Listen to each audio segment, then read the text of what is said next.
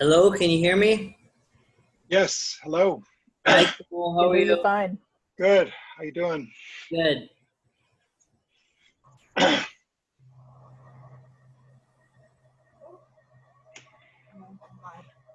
Change to put my name on the thing.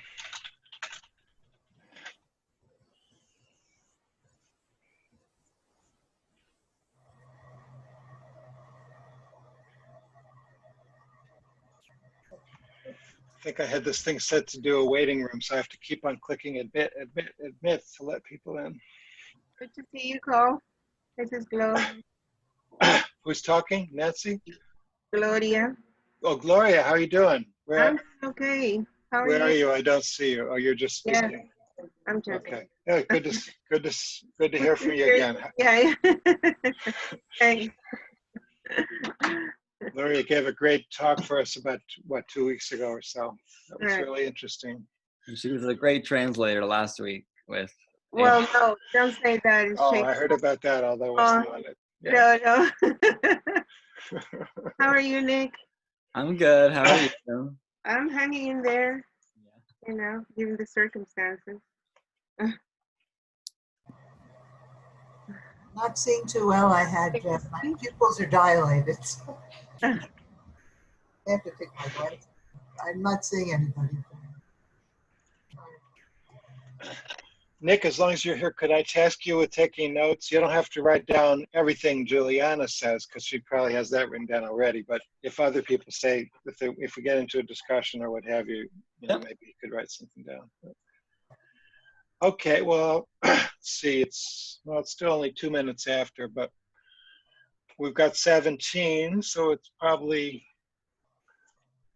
almost okay to start. Let's just wait 1 more minute and see if we get any more people showing up. Sounds good. But thank you everyone for coming.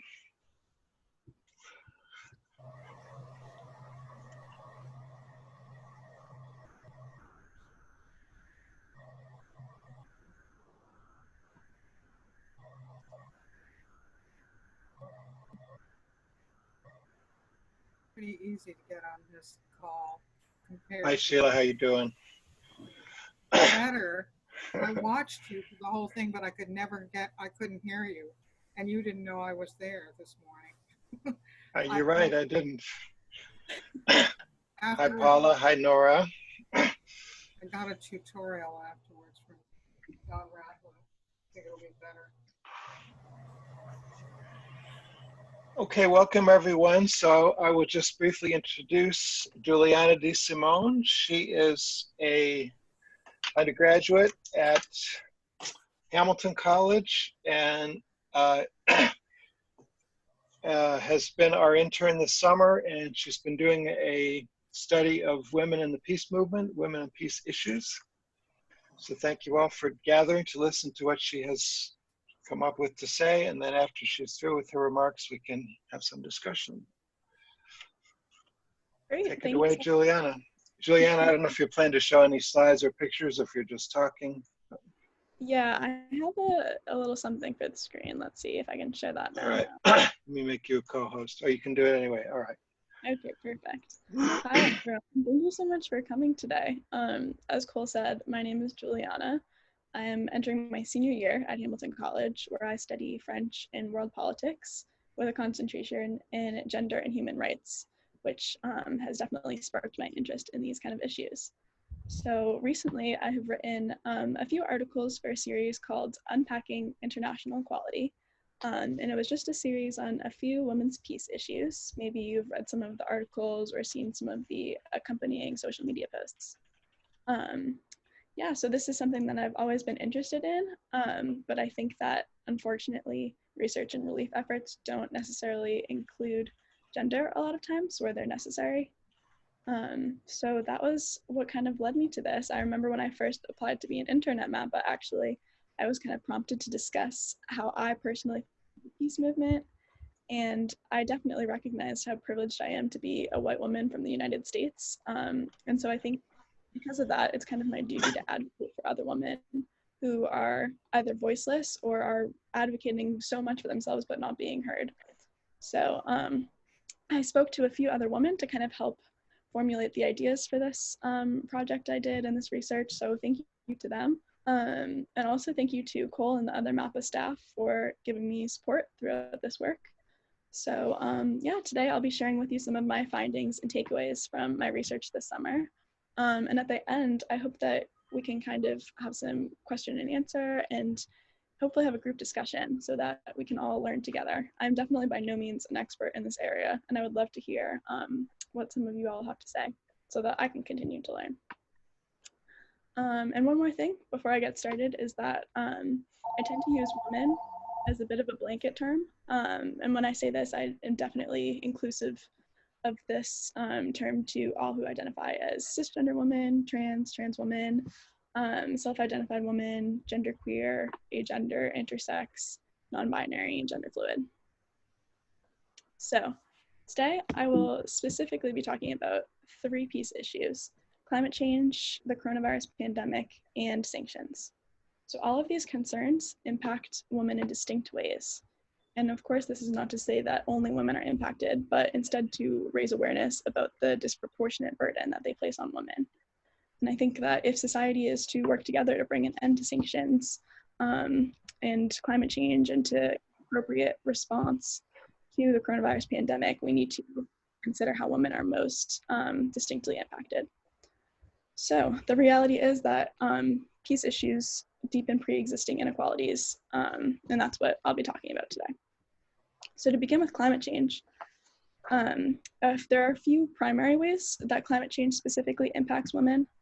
It impacts women's health, increases levels of violence against women, exacerbates economic pressures on women-led households, and leads to high rates of gender migration. The Marshall Islands, for example, is a country with geographic susceptibility to tropical cyclones, droughts, rising sea levels, and is very susceptible to climate change. And in addition, on top of this, the United States performed nuclear testing in the region between 1946 and 1958, and the country is still dealing with the environmental fallout from this. So climate change, including the fallout from this nuclear testing, has disrupted the traditional Marshallese lifestyle of fishing and subsistence living, and really triggered immeasurable health problems for many of the inhabitants. And of course, women are among those most affected by climate change in the region. The impacts of the nuclear testing have contributed to a lot of health problems for women, including high rates of birth defects, miscarriages, and thyroid, cervical, breast, and other cancers. And these health impacts are devastating, of course, in and of themselves. But there are also social and cultural influences that are making the situation worse for women at play in the situation. So, for example, in the Marshallese culture, reproductive abnormalities are considered a sign that women have been unfaithful to their husbands. Additionally, land is traditionally inherited along matrilineal lines in this culture, but as land is disappearing due to erosion, many Marshallese women are losing really valuable land and becoming more dependent on their male family members. And so at the same time that they're becoming more dependent on their male family members, the country's economic situation is worsening and increasing women's workloads. The case in Indonesia is quite similar. The agricultural sector is pretty dominant in the Indonesian economy and lifestyle, but the sector has of course suffered greatly due to climate change in the past few decades in this region. And as climate change has made economic well-being in the country worse, it has also worsened women's health and overall well-being. Women have been working long days outside, caring for and harvesting crops, but rising temperatures and heightened pesticide levels are contributing to higher rates of stillbirths and miscarriages for these women.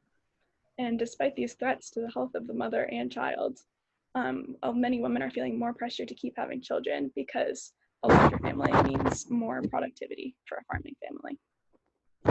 So in the case of both of these countries, climate change is contributing to migration. crop yields are worsening, and women of both two-parent and single-parent households are in many cases desperate to support their families. So this trend has enabled the human trafficking of many women, as women are migrating to other countries to seek new economic opportunities. And gendered migration is something else that we could discuss at length at a separate time, because female migrants are largely who support the global formal economy, because they provide essential labor, but they have no protections and very little pay. And climate change is really driving more and more women to migrate every year. So moving on to the coronavirus pandemic, we're certainly all aware of how dangerous the pandemic is to everyone, and how, regardless of gender and age and social situation, that the disease itself can pose a threat. And we also know that it goes beyond being a public health issue, as it hurts people financially and mentally and emotionally as well. But again, in this case, we see that women are disproportionately touched by the virus in many ways. So if we look at India, just to name one example, the pandemic there is expected to interfere with an estimated 1.85 million abortion operations. So when the lockdown started several months back, hospitals were forced to shut down outpatient departments and cancel elective or non-essential surgeries. And in most cases, abortion was considered elective and non-essential. So this pushed many pregnancies to the second trimester. And in that case, abortions are much more difficult to obtain because they require different doctors with different licenses. And even for women not seeking abortions, fetal care definitely suffered as hospitals were overrun by the pandemic. And this issue is certainly not unique. In countries all over the world, pregnant women also struggle to find spaces to safely deliver babies, and other women have struggled to obtain pregnancy tests and contraceptives as well. Further, as the lockdowns and shelter-in-place orders have been mandated across the globe, rates of domestic violence and violence against women have unfortunately surged, and in some countries they rose by as much as 25%. And part of the reason for this is because at the same time that women are being forced to lock down or lock in place with their abusers, it's more difficult for them to leave the house, and it's not safe for them to leave the house to get help. And at the same time, essential services are disappearing because of funding issues. And unfortunately, the impacts of the pandemic on women don't end here at health implications. They also extend to economic and social impacts as well. In developing countries especially, 70% of women's work is in the informal economy, where, as I discussed with climate change, there are little to no protections. So they're really being touched by the economic implications of the virus. And the Ebola virus demonstrated just how devastating this type of situation can be for women. We saw in countries that were affected by Ebola virus that the men's economic activity bounced back much more quickly than women's. And we also saw that girls were less likely to go back to school even after the virus had been curbed. So women and girls already engage in more household work and reproductive labor than their male counterparts. And with even more children at home and sick family members to care for, women are faced with even greater social pressures to pick up this extra reproductive household work. And as a result, their hours spent working, or in school for that matter, hours that were probably already limited, are likely to disappear entirely in some cases. And so this can of course be devastating for families, especially single parent households, the majority of which are led by women. And lastly, on to sanctions. So sanctions certainly hurt all citizens of target countries. On average, they can reduce the GDP of a target country by as much as 3%, which is of course devastating for everyone in the country and for the entire country's economy. But for many of the same underlying reasons as in the cases of climate change and the pandemic, sanctions harm women in distinct and severe ways. So we see that sanctions hurt women because they exacerbate previously existing economic inequalities between women and men. For example, when a country's economy shrinks due to sanctions, women are more likely than men to experience discrimination in hiring, as well as firing and unequal layoffs. And because household management and reproductive work are considered some of the primary responsibilities of women, their jobs are seen as more expendable when compared to men. So they're going to be fired or less likely to be hired because of this. And further, women are overrepresented in sectors that sanctions disrupt the most. such as electrical equipment, agricultural goods, seafood, textiles, and other forms of exports and manufacturing. So women tend to be the ones that are losing their jobs because of sanctions as well. So as women lose their jobs in the midst of the struggling economy, welfare services that tend to benefit women especially disappear, such as state-supported education, healthcare, and maternity leave. Economic despair then pushes women into the informal labor market even more. We're in an area where they're already overrepresented, and contributes to higher rates as well of female prostitution and human trafficking. We also know from other research on sanctions that economic suffering can motivate individuals to violent acts. And there's several countries, including Venezuela, Haiti, Iraq, just to name a few, where we see rates of gender-based violence increasing significantly due to sanctions. And there's also evidence that women's health and social and political progress are impeded by sanctions. Sanctions lead to funding shortfalls, which impede the development of medical services. And when this happens, reproductive health is one of the first areas to suffer. In regards to social and political rights, widespread violence and growing political disorder in a country can often result in a government repression, as the government is trying to curb political violence. And when this happens, women who are already limited in many countries in the extent to which they can freely exercise their political social rights, the repression in many cases reduces or can even eliminate women's ability to freely participate in political and cultural activities.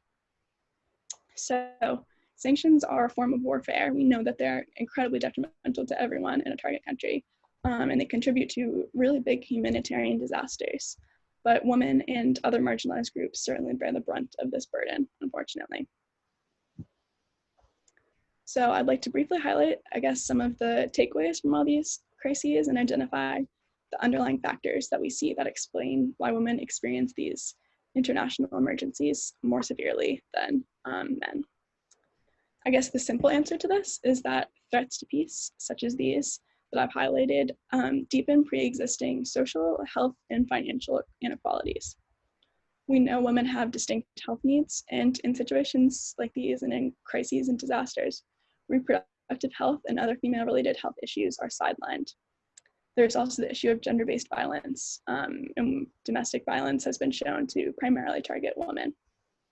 Socially, women have trailed behind men for generations, and in some countries they still do quite significantly, and in others the progress is a bit more advanced. But either way, women still suffer from the multi-generational impacts of this, really. And so because of this, women compose the majority of the informal economy, as I've said. They do essential work in these roles and enable the global formal economy to function as it does, but they do it for negligible pay and no protections, on top of the other burden of the extra expectations in terms of household and reproductive responsibilities. We also know that women in many societies have less political influence, and without political influence or rights, they lack the ability to influence policies that could benefit them. And this does lead me to my next point, and that is that one reason that we see international inequality in a gendered sense is that women are not equally represented in governments or in other supranational decision-making bodies. And also research that informs these governments and decision-making bodies is not gendered and doesn't look at specifically how women are distinctly impacted. So if we want to adequately address issues such as sanctions and climate change and determine the best possible coronavirus relief, we need to make sure that governments and other bodies truly evaluate the implications of their policies and ensure that the people who are most impacted, such as women, get additional assistance. And of course, this extends beyond gender. There are other groups that are vulnerable due to other identities, such as race and the presence of a disability, just to name two examples. And for this reason, we know that intersectionality is so important. Women of color, women from low-income financial situations, women within the LGBTQ+ community, and women of other marginalized identities will face even greater inequality in the presence of these peace violations. And so this is a fact that we just can't ignore if we are ever to achieve a truly peaceful and equal world. So I'll conclude by saying that I think that the most impactful thing that we can do to address international gender inequality is to vote. We need to vote for women and other individuals who have explicitly expressed that they'll support women and advocate for a more peaceful world.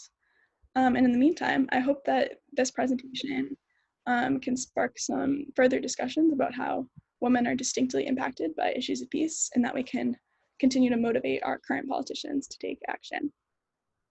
So thank you so much for listening to my spiel. I'll stop there. And at this point, I would love to open the conversation up to your questions, comments, feedback. As I said, I would love to continue to learn from all of you. So thank you for listening.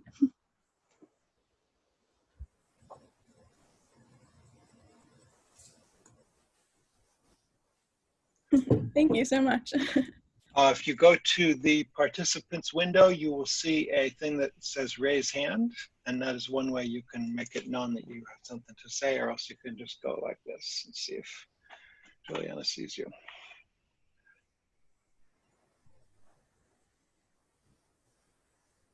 Yes, Paula.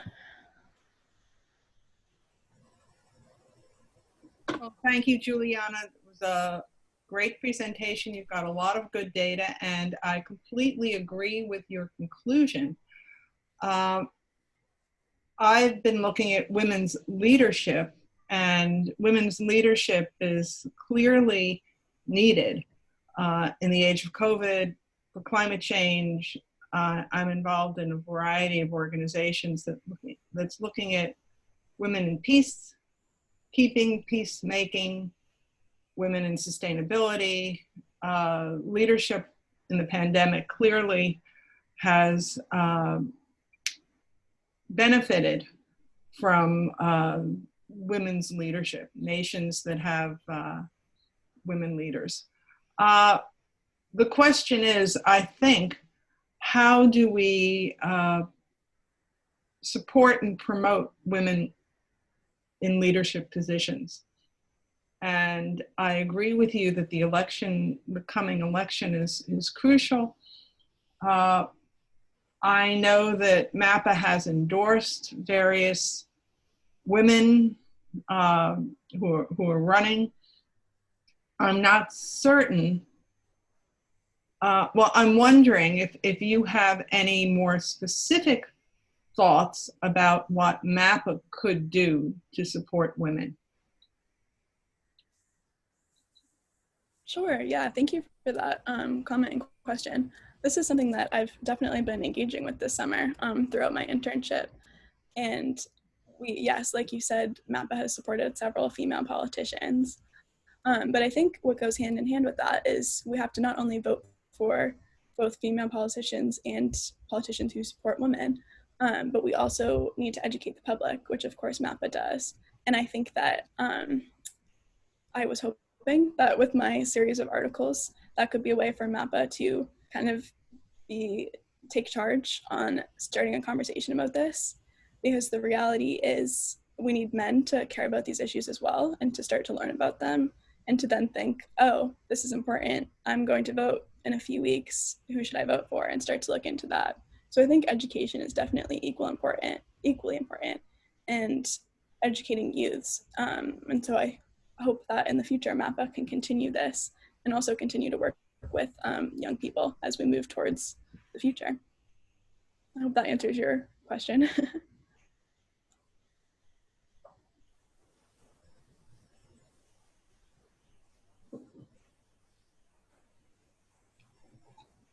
I'm going to raise my hand. Too long. Hi, Sheila. I'm playing with the machine, but it's not, if you don't mind my choosing the easy way. Of course not.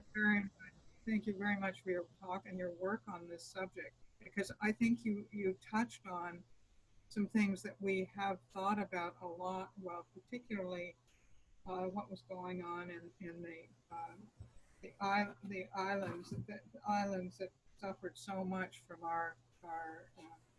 the Marshall Islands. There was a woman working with, there used to be more ways for us to share the work that was being done in Radcliffe, or which it wasn't really Radcliffe, it was Harvard, but it was a Radcliffe sort of leftover, the women's group. Now they have as many men as women in that particular group, but they came and did special studies. And there was a woman who did a study on the Marshall Islands, which in fact did not go into very much talk about the nuclear weapons, which I'm surprised by. But she did talk about how when the U.S. got involved with the Marshall Islands and maybe that was when they wanted to use the Marshall Islands for testing, they convinced a lot of people that it was not a good idea to have women leaders, and they degraded them. So I think there's a little bit more information in that field, and I hope we'll look into that. I mean, but just to speak of MAPA, I think there have been many, in fact, most of our leaders in MAPA have been women. Until recently, very recently, there have been fewer, maybe because we got older, and maybe because Cole is here, I don't know, but Cole welcomes all people, so I don't think that's it, but I do think it's something to keep our minds on, and I'm very glad to have you help us do that. I don't know if you know that the sort of sister organizations that we work with, like the WAND, and have you met people from WAND, like,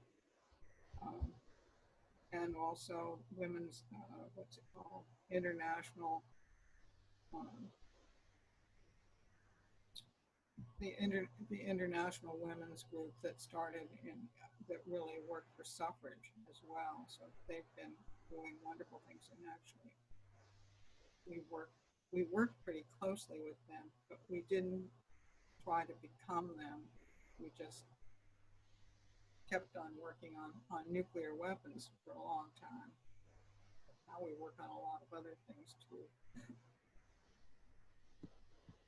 Yeah, thank you for that comment. And to speak to a little bit, like you said, I think it's great that MAPA does have so many women involved. And I think that going back to Paula's question too, another thing that MAPA can do is, just continue to support women, and hopefully, rather than, for example, creating a working group that's specific to women, hopefully that men and women in all of our working groups can say, oh, in the case of nuclear weapons, we should be talking about women and giving it a bit of a gendered lens. And in the peace and climate working group, we should be talking about women, and in all of the working groups. Yeah, so I definitely agree with you in all of those senses. I have a question. Yeah, so I agree that we definitely need to elect more women for sure. I read a study a few years ago that women CEOs of businesses, they tended to have better performances than males because they were taking less risks. A lot of the male CEOs take a lot of risks and put their company at risk at that way. But I guess my question is, are you concerned? I'm concerned that this focus on like electing women or electing diverse candidates of minorities or underrepresented minorities, are you concerned about people co-opting progressive rhetoric for political reasons, for cynical political reasons, and then pushing not such progressive policies when they're in power? An example would be Gina Haspel. She's the head of the CIA, and after she got appointed head of the CIA, there was a lot of, there was some feminist circles that applauded that, but she has a documented history of participating in our torture program and then covering up for that. So, I'd just be interested to hear your or anybody else's thoughts about that. Sure, Paula, if you want to respond, please. I'm happy to let you respond first, or whatever. Yep. Thank you. I guess what I would say is that is definitely a concern, people corrupting more progressive or I don't know, more recent hot topics just to get elected. I think Joe Biden does that.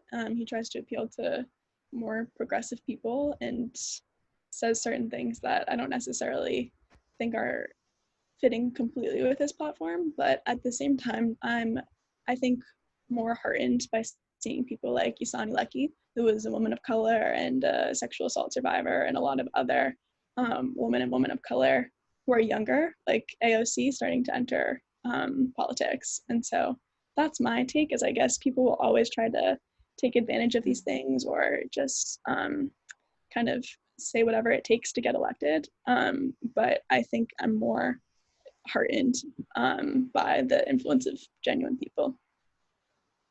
Paula, I don't know how you feel. Yeah, I agree with you, and I think that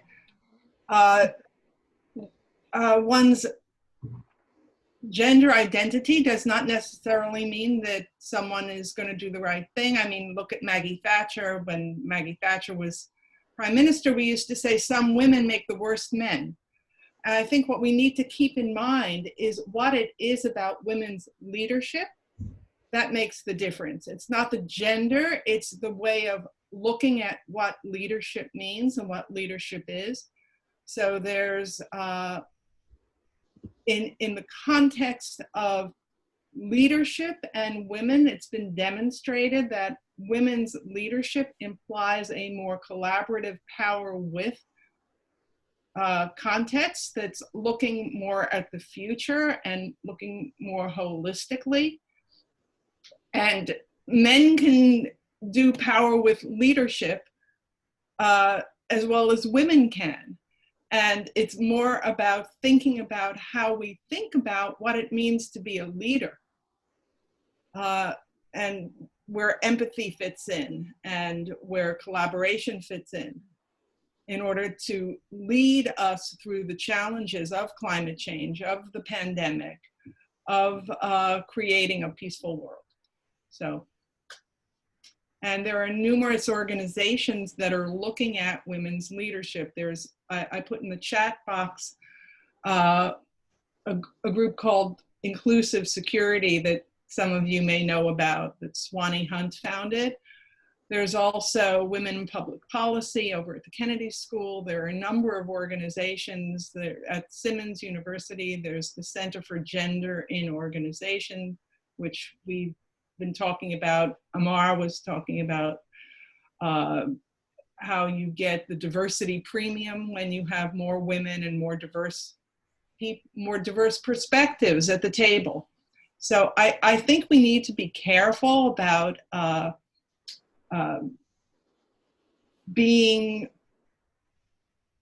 cutting off our nose to spite our face. I think we need to look for the qualities that we want in our leaders rather than their gender identification.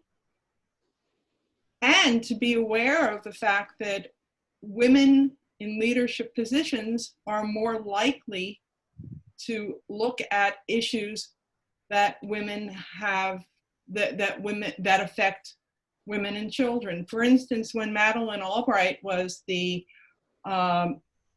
US ambassador to the UN, she formed a group of women ambassadors to the UN, called it the G8, the Girls 8. There were 8 of them, and they said that they were going to prioritize the issues that they thought were important, and they were going to work together and support each other. And Madeleine Albright said at the time, anytime, anywhere you need me, and let's say that for all of us, let's respond, no matter where we are, no matter what we're doing. And it turned out that during this period, they passed more global UN legislation about maternal child health issues, women's rights issues, issues that affected women, that in the history of the United Nations.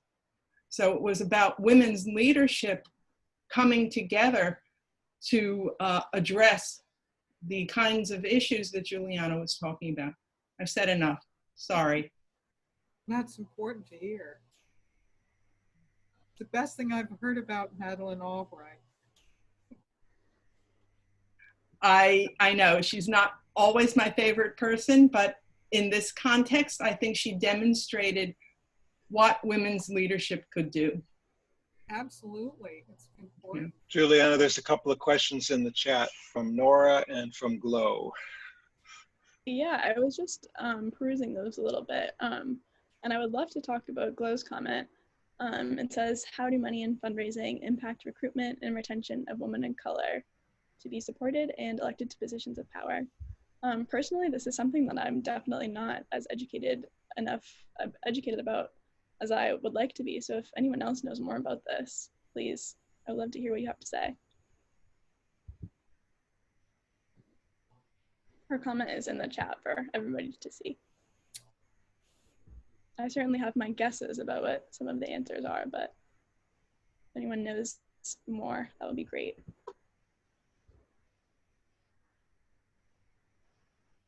I'm not sure I heard it completely. Would you read it again? Because maybe others didn't. Sure, it is, how do money and fundraising impact recruitment and retention of women of color to be supported and elected to positions of power? How does it, what's the first thing? How does it affect that? I'm sure it affects it. I'm sure they always have a harder time getting started. I cannot hear you, Sheila. Oh, can you hear me now? I'm not muted. I can hear you, but you're speaking a little more softly than the others. I'll try and speak more loudly. Is it better now? A little better. I really don't have much to say. I agree that it's very much harder for women to get started. They almost need to have a group behind them that really agrees that they need to take office, as far as I've watched. I've hardly ever seen somebody who just decided, I'm the one for this job, and then made it on her own, unless she was wealthy, unless she was,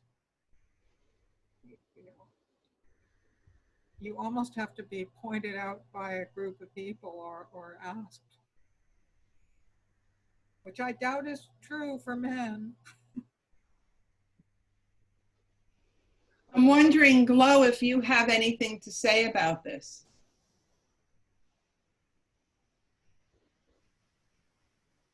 No, it's just, it's a question.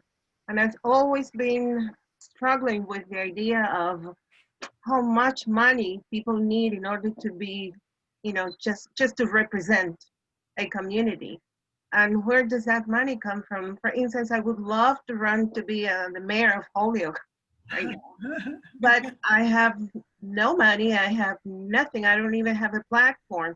And this is true for so many people, not only women of color, but so many people who love to do, something for their communities, but it all boils down to how much money do you have, how much airtime you can buy, who do you know, what are your contacts that really have that power and the platform that can help you. So in my case, it's been very hard to really make a real impact in my community, because I really don't have the means to really give to my community everything that I am capable of doing and do for my community what I can do, because first I lack the education and the political education into all this language and where to go, doors to knock, and all that is done only if you have money and the resources. So just my question, how realistic are we when we think that women of color are going to be, elected or are going to be able to do A, B, and C, when many of us who really would like to give back to our communities and make a change don't have the means? And if someone does, please support us,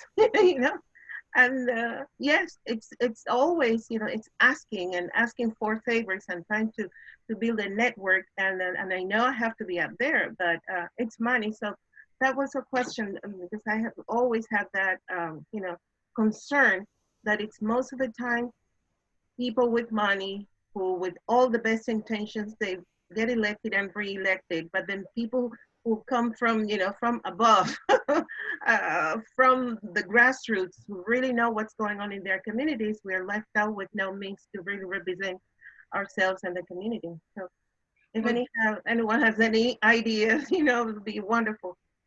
I think that AOC's rise to, forgive me if I'm jumping in.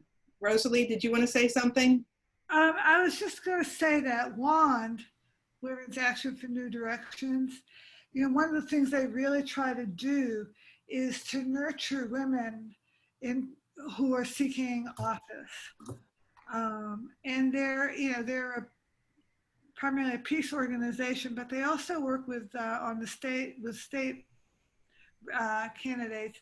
And one of the things they recognize is that that for anybody who's starting out, you have a lot to learn, right? Like how to raise money and how to do all this stuff.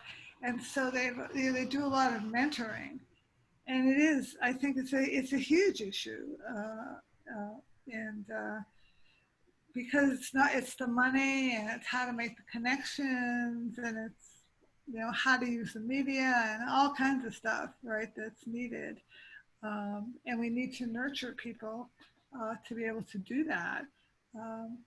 So I know that's one organization that's working on it. There's WAND, there's Emily's List, there's Justice Democrats, there's Inclusive Security. There are a number of organizations that are emerging to support women's leadership. And there's a lovely, a great little movie about Justice Democrats and how they supported AOC and 4 other women, how they chose to identify particular women to support. And what they did is exactly what Glo is talking about. They identified people who really wanted to help either their community or, state reps, or as in AOC's case, be a congressional representative. And they did with her the kinds of things that Glo is asking about. So I think it's something you can't do alone, and you need the support of organizations. And my understanding is that the former Mrs. Bezos, who's now Smith, but I can't remember her, Margaret Smith, I don't remember her first name, but she's just made this huge grant of some $1.75 billion to support, among other things, new leadership. Yeah, can I say something here? This problem, that issue that Glo raised, in 2018 when AOC ran, she was not the only woman of color who ran for Congress, and she was not the only working class woman who ran. There was a few of them, maybe 10 or so, and AOC was the one to break through. But they all got together. This movie that Paula mentioned, I think, Knock Down the House. Yes. Knock Down the House. I'm taking notes. Knock Down the House. Yeah, it should be on Netflix. I don't know if it's still on there, but one of the women was Cori Bush, who lost her congressional election in 2018 and then came back and just won it recently. Yeah. But these women, after the 2018 experience, they got together and they raised these same issues, that specifically for working class women, women without access to certain resources, that this is a major issue. So they got together and they made a group called Matriarch PAC. I'm going to share the link in the chat right here. So this is their exclusive mission statement to help working class women get elected to office. It was founded by, I believe, Nomiki Kontz, a woman, and Cori Bush was a member. They've endorsed Hassan Leckie, who's running for Congress in District 4 here in Massachusetts. So this is one of the groups that is specifically focused on this issue. I'd encourage people to take a look at them. Yeah. Thank you so much. Thanks everyone who chipped in answering my question and giving me so many resources. Thank you so much. I really would love to do this follow-up and see what happens. The best kind of thing can happen. Yeah. From a group like this. Really. Yeah. Yeah, thank you to everyone who responded to that. That was really great. I learned so much that I didn't know before. And I think we can kind of use that to transition to respond to Nora's remark, which was, I would like to hear more about women's role in movements internationally. I know, for example, that in the peace and climate movement, women have definitely been at the forefront of that. For example, speaking of the Marshall Islands, the president of the Marshall Islands, the first female president, she was the first woman from the Marshall Islands to ever receive a PhD. Her name is Hilda Heine. I hope I'm pronouncing her name correctly. And she is one of the most fierce advocates for climate change, and is advocating for policies and also for assistance for her country, which of course has been so devastated by it. And she's one of so many women who are doing that. And to connect it back to the conversation we were just having, I hope that women like her are able to make inroads to then kind of include other women into these conversations. And, you know, again, with AOC, if she was the one that stood up for the pack, hopefully now they can continue to, she can impact Congress and try to contribute to policies that then help more women of color achieve public office. So that is what I have to say about that. I don't know if anyone else has other examples of women's involvement. Yeah, Nick. I don't know if anyone's familiar with the Second Liberian Civil War in the mid-2000s. There's a really good movie called Pray the Devil Back to Hell, which follows that. Really just, it was in several countries in the mid-2000s, a wave of women's peace activists in West African countries who, with various degrees of success, tried to topple their authoritarian governments, Liberia being the most successful with the first female president elected in Africa. So I really recommend checking that out. They had really unique strategies. There was a sex strike that women held with at home. And I found that to be really educational and inspiring when it comes to this topic. Thank you, Nick. Thank you for reminding me. I think I saw it. It was great. Yeah, I think it's on, maybe I think if you have Amazon Prime, I think it's on there. Okay.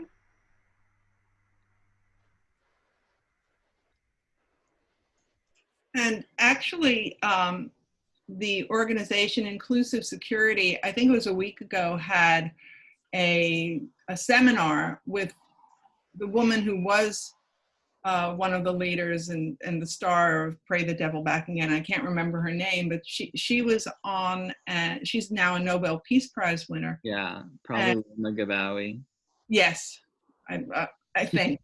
Yeah. I'm somewhat dyslexic on names beyond I can Smith. put info in the chat. Yeah, that would be great. But Inclusive Security has a recording of this seminar. There were about 3 women, and they were talking about how to support women's leadership internationally. So I'm just recommending, if you go to the Inclusive Security website, you can, I will.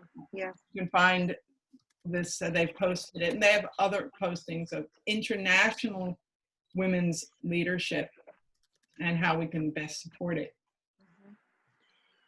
So I wanted to bring up some thoughts, and somewhat going back to Juliana's original presentation about the sanctions and the COVID and so forth. One of the most evident connections between women's issues and peace is around the whole question of violence. So violence is a preeminently male activity. And, you know, armies are traditionally largely composed of men. They're led by men. They're you know, still today in most countries, and certainly in the US, largely composed of men. So the connection between, you know, masculinity, or if you will, toxic masculinity, and war and violence is pretty evident. And yet it's not something MAPA talks about very often, or has figured out how to integrate into our rhetoric. And to me, it's a very strong argument against war, against you know, excessive militarism, and the, you know, the climate and the sanctions, sort of the more, let's say, economic impact of sexism that you brought up is also a factor. I don't think these are points that MAPA makes in our advocacy very often, and I'm trying to figure out why that is and how to bring that in more. And the other point I'll make is that I'm glad to hear that MAPA was a predominantly female organization before I came along, but it doesn't feel like that today. We do have many women involved, and yet I very often find myself in MAPA groups that are predominantly men. And you know, we're often, as we schedule programs, we're scratching our heads trying to think of women to put on the program. So there is this tendency that has taken hold to speak in a certain way, and it's complex where it comes from, but it feels very real to me, and I think MAPA needs some help to have a stronger female voice and a stronger voice about gender issues.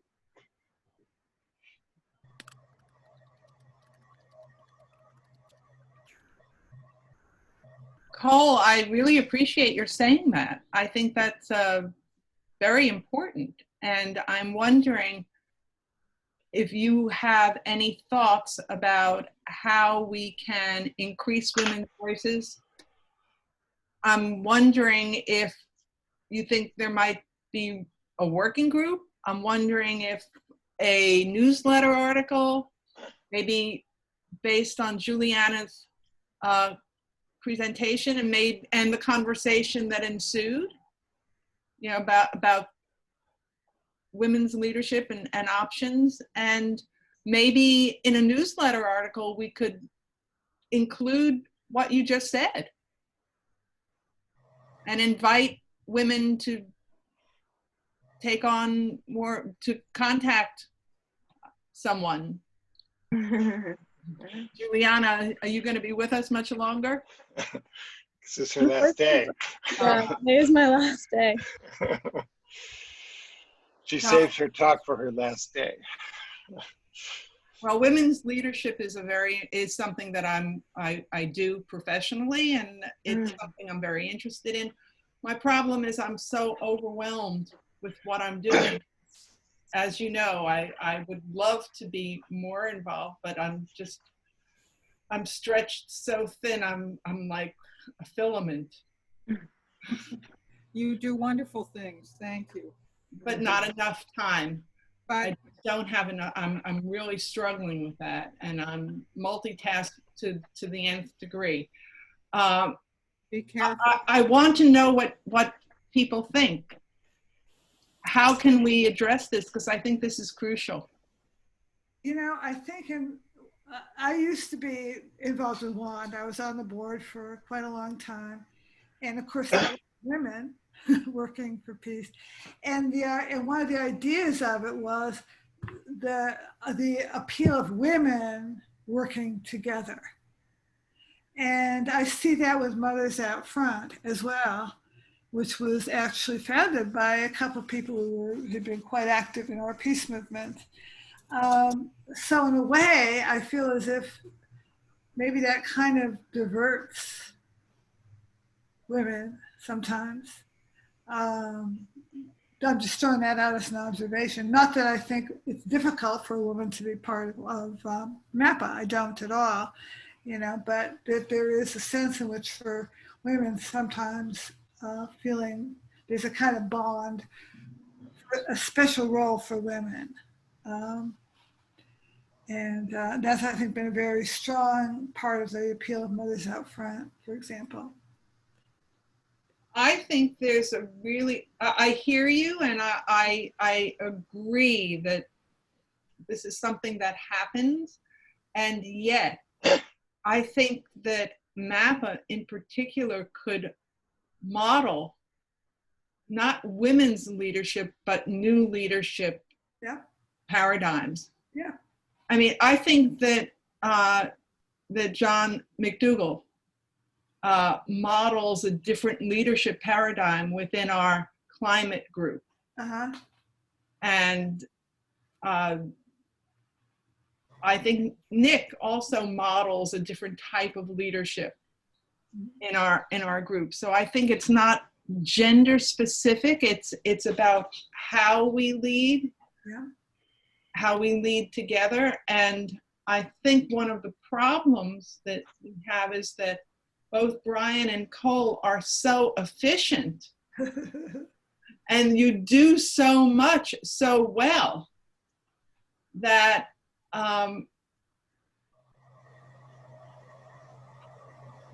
it's hard to keep up with you. Well, you might remember that wasn't long ago that women were in the position. I was the head of for a long time. Yes. And I said, I am not going to leave until we find another woman, because we had a man. And it was only because I twisted poor Rosemary's arm that we got a woman in that position. Because I noticed that very much. I am never going to be as competent as Cole is. And then at that time, I didn't know Brian, but I feel that way about Brian too. But there is something that's lacking when women are not in a leadership position. And we're working on it right now. We're working on it. That is an issue that both our group and the national group are putting a fair amount of time into right now. But I think it's really good that Cole sees it rising from this group too, because you get sort of in your own path and you keep doing it wonderfully well. Not you personally, but one.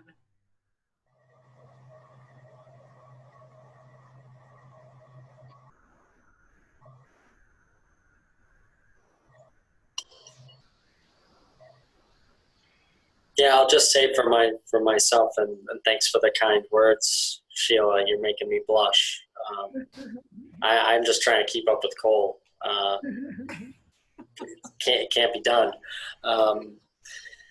But I agree with a lot of what's been said. I think it's absolutely crucial to have women in positions of leadership, just because we need the perspective. We have to admit to ourselves that any one group, men, any one racial group, any one religious group, always going to have blinders. You're going to have blind spots. And I think the fact that we've made intersectionality such an important part of what we do, it's crucial. I think we're all willing to admit that the peace movement we cannot achieve our goals alone. And that we see climate issues as peace issues, obviously. We see racial justice as a peace issue. We see gender equality as a peace issue as well. And it's really important to bring those voices in and to be good allies, and really to realize that all of our struggles are the same.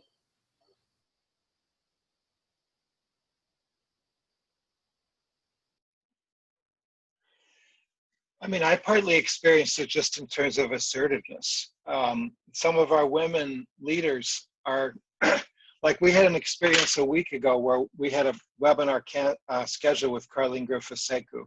She got sick and couldn't do it. Jared had been intended to be on the webinar with her as the moderator and questioner. And so he was